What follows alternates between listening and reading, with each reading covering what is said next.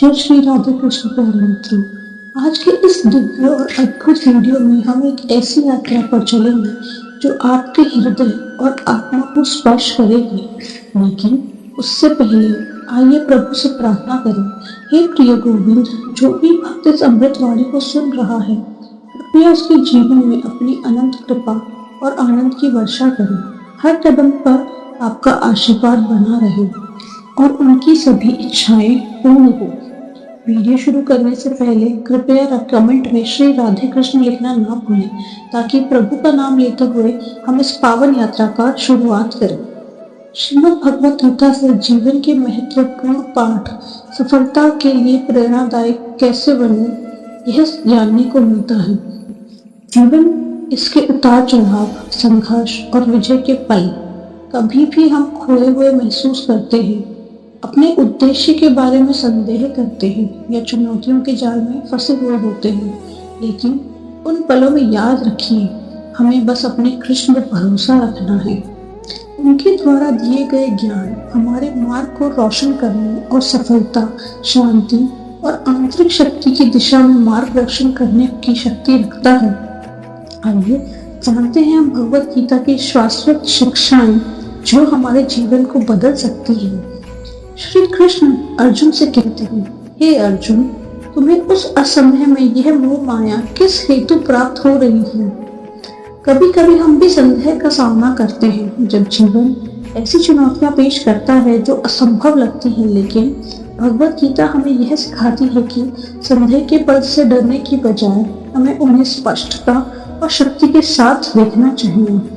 श्री कृष्ण अर्जुन से कहते हैं कि इस प्रकार का संदेह ज्ञानी लोगों को काम नहीं आता और हमें भी इससे दूर रहना चाहिए। हमें अपने भय और संकोच को पार करके उठना होगा।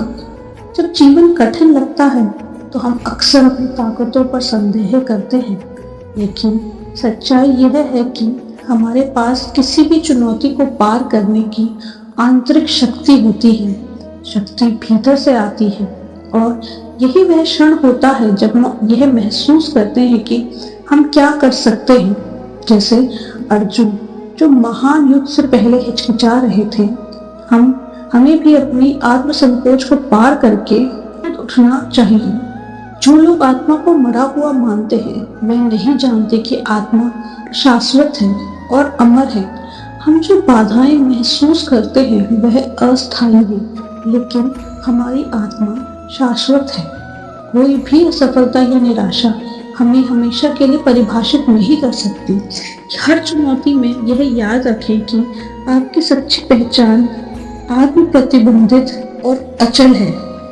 हमें केवल अपने कर्म करने का अधिकार है, परंतु उसके फलों पर चिंतन करने का नहीं।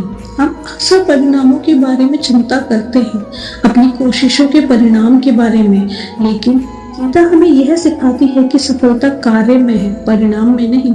यात्रा पर ध्यान केंद्रित करो, अपना सर्वश्रेष्ठ करो और परिणामों की चिंता ना करो। जब आप ऐसा करेंगे तो शांति और सफलता स्वाभाविक रूप से आपके पास आएगी। जय पराजय, लाभ हानि और सुख को सम्मान समझकर उसके बाद युद्ध के लिए तैयार हो। जीवन में आपको हर प्रकार का अनुभव होगा, कुछ सुखद होंगे, कुछ दुखद होंगे, लेकिन कुंजी यह है कि हमें इनसे प्रभावित नहीं होना चाहिए। जब आप सुख और दुख की यात्रा को हिस्सा मानते हैं तो आप किसी भी चुनौती का सामना करने के लिए तैयार रहते हैं। जब चुनौतियां आती हैं तो हमारी प्रतिक्रिया ही हमारी शांति को निर्धारित करता है। एक स्थिर बुद्धि जो चारों ओर के उथल पुथल से अप्रभावित रहती है, यही असली ज्ञान है। इसे हम अपने भीतर विकसित कर सकते हैं। अपने मस्तिष्क को वह लंगर बनाएं जो आपको आंतरिक शांति से जोड़े, चाहे जो भी आंधी क्यों ना आए। जो व्यक्ति अपनी सभी इच्छाओं को त्याग कर आत्मा में संतुष्ट रहता है वही स्थिर बुद्धि कहलाता है। सच्ची संतुष्टि बाहर उपलब्धियों या भौतिक संपत्ति में नहीं बल्कि भीतर से आती है। गीता हमें यह सिखाती है कि हम अपनी इच्छाओं से दूर हो जाते हैं तो आंतरिक संतोष में रहते हैं, तो हमें स्थायी शांति और खुशी मिलती है।